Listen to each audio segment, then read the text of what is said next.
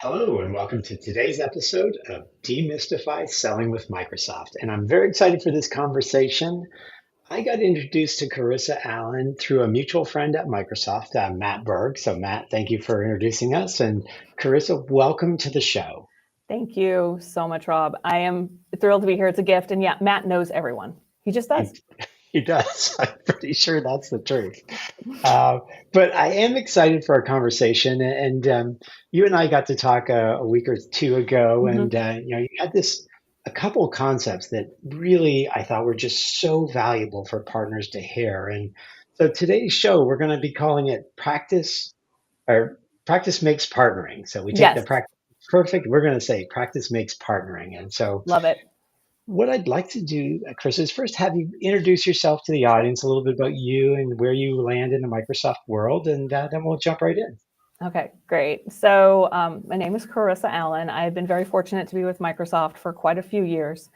I've had a multitude of roles and experiences. I've carried a bag. I was an account exec for our enterprise space.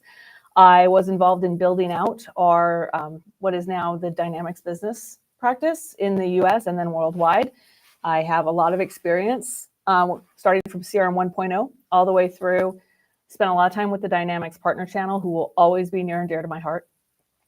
Took a complete left turn a few years ago and went over to Microsoft Store because they were looking for somebody who could have conversations with C-suites about how, the art of the possible and business process improvement. And it was so much fun. It was so much fun. And I totally leaned into my Dynamics background there. Currently, I'm in worldwide SME and C, and I'm responsible for basically creating connection points for our sellers and our partners.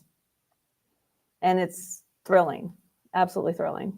I love that. I love that. And maybe you could just SME and C is a Yeah, big acronym, so maybe it you could is. just take a minute and just break that down for us. Yeah, so we recently announced this, and it's the right path. And you can say a little bit of what is old is new again. For those of you who Yeah. remember SMSNP, it's not Yep. exactly the same, but it's the same concept, which is in this mid-market space and in the smaller enterprise space. Partners are so critical to what we do. Like, I'm not going to get more people, right? We are not going to get more Microsoft people selling into this space. So the way that we reach this audience is through our partner channel. And with how complex things are becoming, like, we need to be so much more integrated. And so we've brought those two groups together, and it's going to be so impactful. I'm really, really looking forward to the next few months as we get this launched, and then the next few years. Yeah, I'm with you. I think it was a great shift on the side of Microsoft. I Yeah, think bringing that together, and it's just going to create so much more synergy both inside of Microsoft and with the partner absolutely. community. So I'm very excited.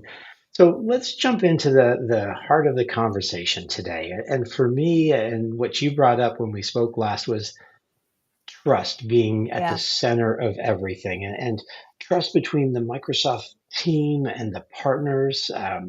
Really, it's foundational. And so, what I'd love to hear from you is, why do we think trust is yeah, overlooked first, and then, what does that look like in a co-sell motion? yeah, absolutely. So when I first came into this role, I kind of went on this little journey around this idea of trust. And what I did initially was I asked my family, I asked my peers. I was in Dublin at the time, so I asked random people in Dublin. I'm like, what does trust mean to you? Yeah, 20 questions, 20 different answers. yeah, So when you think about it, this whole concept of building trust, everyone talks about building trust. Well, how are you supposed to build something when you have different definitions of what it really is? It means different things to different people. So I went and I looked, and there's a Harvard Business Review article called The Three Elements of Trust. And this is more about leadership, but mhm, basically what they netted it down to was there's three things: positive relationships. What that means is not I like you. It means I feel that you have my best interests in mind. Okay. So that's one. The second is this idea of expertise, good judgment. I have something of value. You have something of value, right? And we see that in each other. Then the third thing is consistency. So those were the three things that they broke it down.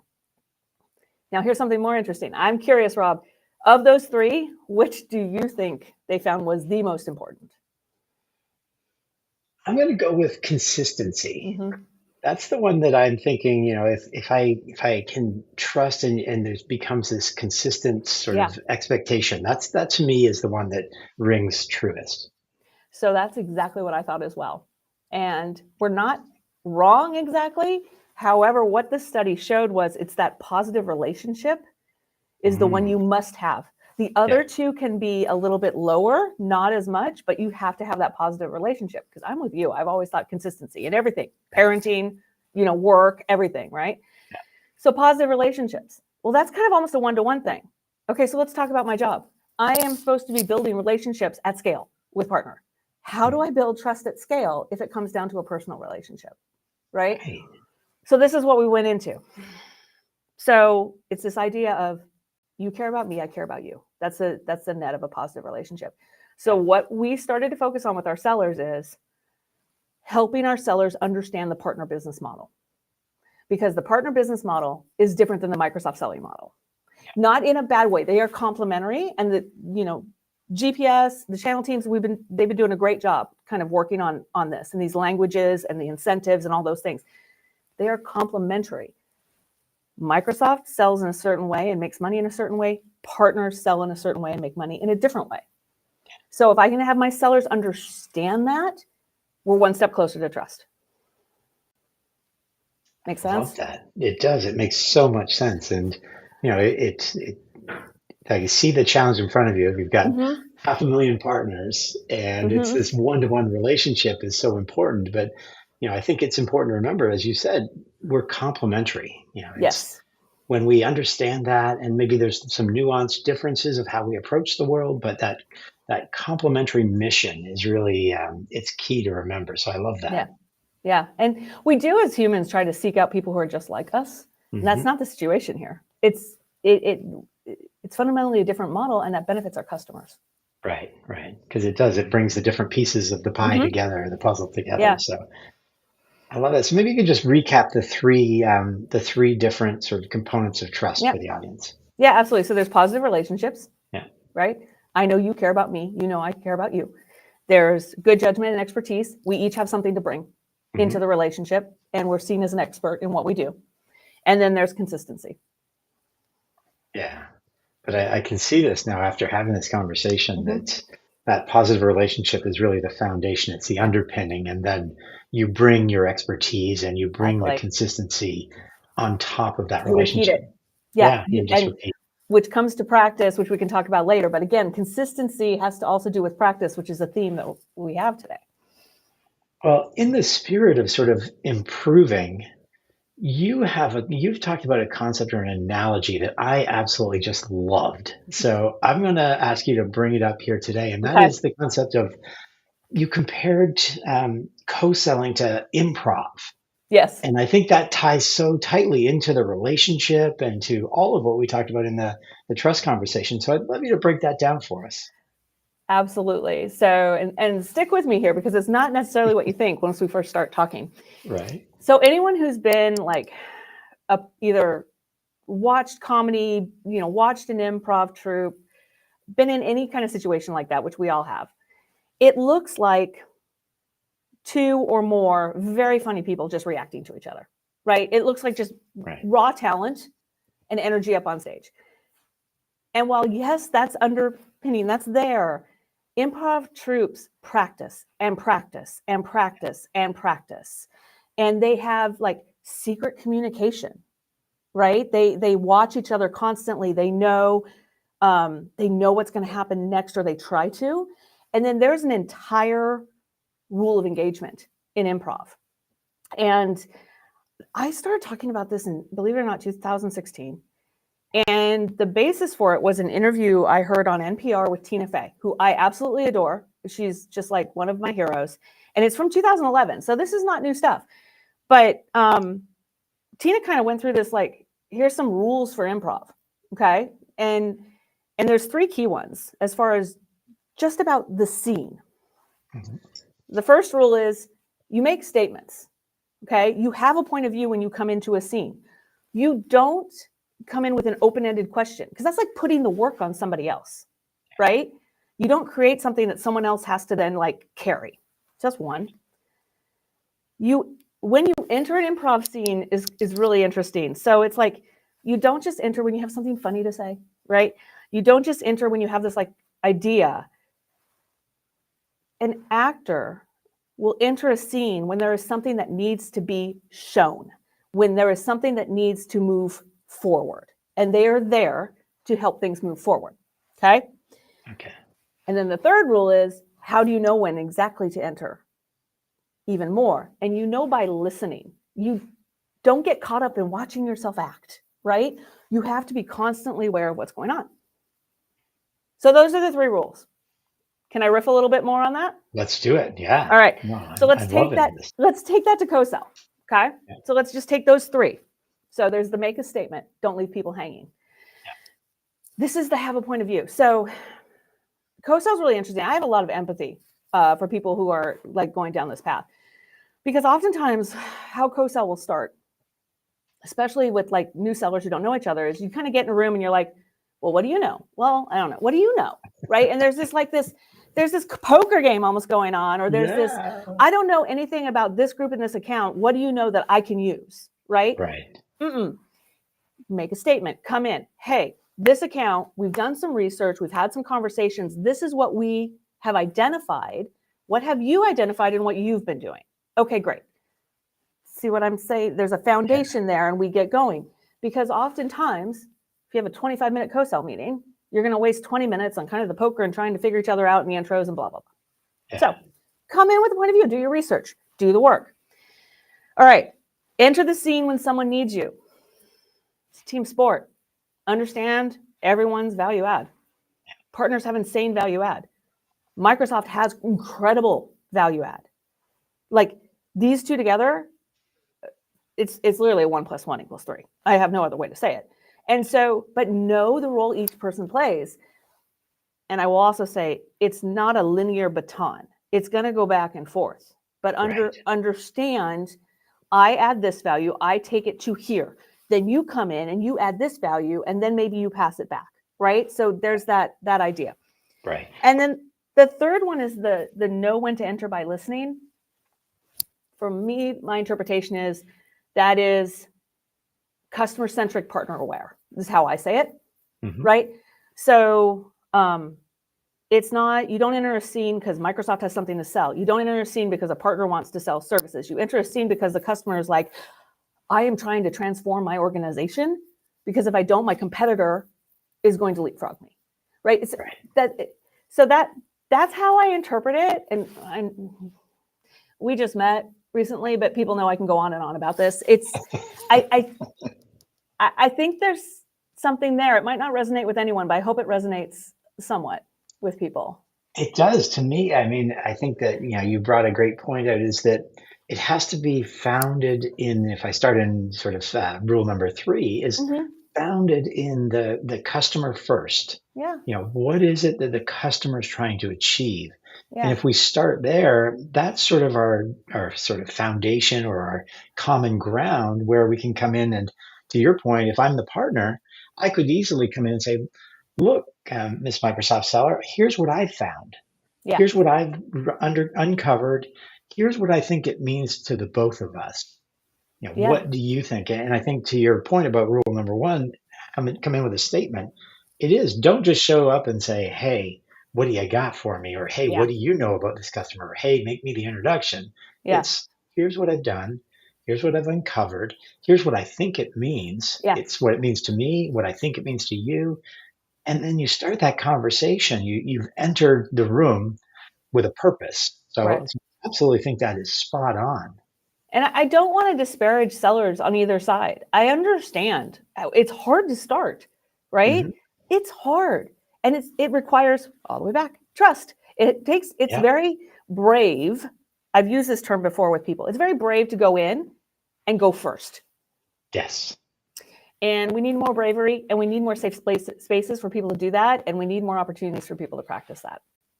Absolutely. Absolutely. And it hinges on what we talked about before, which is trust. Absolutely. Yeah. I'm of the opinion you have to start from a place of trust. Yes. I've got to trust that we both have the customer's best interest at heart. Yes. And until that proves not to be true, I think that if you don't go in with that, you're coming in with a jaded attitude, or you're not putting the customer first. So I love that. And maybe we could go a layer deeper. And I think Mhm. something else that partners need to be aware of is sellers are measured differently and they Mhm. communicate differently. Mhm. So I'd love to hear your thoughts on, how do we as a Yeah. partner community, or how should I think of it as a partner when I'm coming in, having a conversation Yeah. with you as a seller? I think it's we're all humans at the core, right? Hmm. But if you fundamentally think of the business, Microsoft is going through again another transition. We are always transforming. I've been here 28 Yeah. years. I've been amazed at how this company transforms. Yeah. Do we do it seamlessly and perfect? Absolutely not. There's a bunch of human beings over here, so Right. it happens. But we still have sellers who have quotas, and how we measure quota attainment for the most part, is licenses sold. Yeah. Okay. This has been going on since I sold. And I used Yeah. to sell this is before cloud. That's how long it was. Right. Now with cloud, things are changing a bit, right? Because if you don't get those used, the activation of them, then I mean Hmm. that's also something we look at. But ultimately, it's get the product in the door, find the use case, get the product in the door, get the financial commitment, and then get the meter spinning, right? Yes. Helping the customer who will receive X amount more ROI than what they've spent. Partners, now back in my day, partners literally were fulfilling licensing, and they were making a nice Hmm. profit off of that because there was a lot of legal whatever and lots of other stuff. Yeah. They had an entire process we did not have. That's changed. That's changed. Partners now, for the most part, again, apologies to everyone for oversimplifying, partners make money in services, right? Yes. Partners don't really care too much about the licensing. They care, but Yes. that's not where they make their money. The money is in the services and finding the next workload, finding the next thing. Yes. So I need these two groups to respect both of that and be able to talk to each other about that. Hey, when you do this, I do this, right? You do this Yeah. benefits me. If you do this and it only benefits you, we're kind of at an impasse.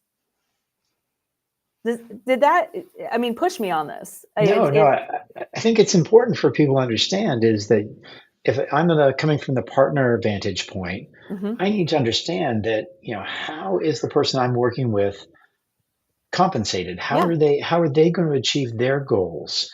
And we have to be in alignment not only on the customer and what we're yeah. trying to accomplish for the customer, but on each other's goals. I need to understand what you, Carissa, need to happen for you Mhm. to be successful, just like I want and hope you'll want to know what's going to make me successful. Correct. And we don't want to take it to enablement to the point of enable it in the bad word, where I expect you to help me Right. no, but we need to understand where each other is coming from, right? Right. And how we can help each other. And when we are going so fast and we are under so much pressure, we being both of us, Yes. and the customer, by the way, is under a ton of pressure of their own. They have to show ROI like this. It can get, we skip steps. We skip steps. Yeah. And if we pause, have the trust foundation, like if you have the foundation of trust, right? If something goes a little gets a little off topic, you can bring it Yeah. back if you've got the foundation of trust. Yeah. Anyways, it's an art. I also call this the art of scaling through partners. Yes. It is an art. I would Yeah, wholeheartedly agree with you that, it's not, here's the, 10 steps, just do these every time. Don't, exactly.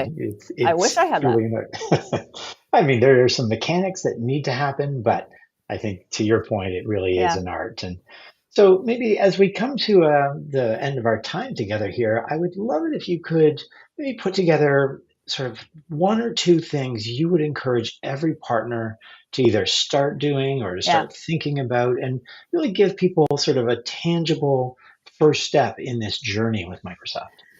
So I think there's a couple things because I know like a lot of your listeners are at different stages of their journey, right? And Hmm. they might have a deep relationship with Microsoft already. They might not. They might not want one. They Yeah. may be aspiring to have one. And what I encourage people to do is get familiar with the resources that are out there for in the partner network. Okay. Hmm. The second thing that I've become very interested in, and this is based on conversations I've had with partners at the different summits that we've hosted, and then also at Ignite, is the partner to partner play. Yes. Solutions right now are so complex. If anyone tells me that they are a one-stop shop, I'm going to push them on that. I really am. Right.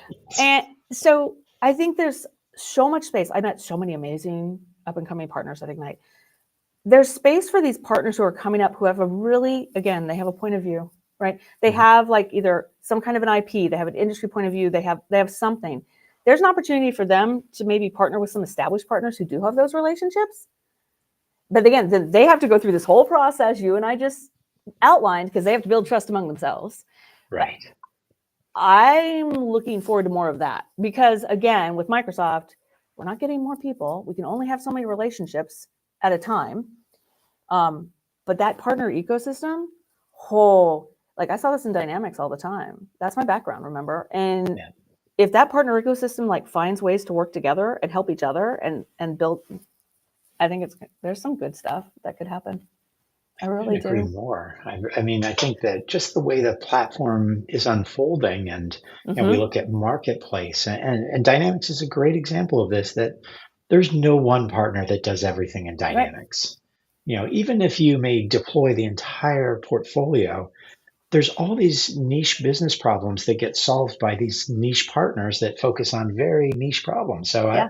I just think there's, to your point, if you're not looking at that partner to partner motion as part of your success formula, I think you're missing potentially a third of the success Yeah. formula.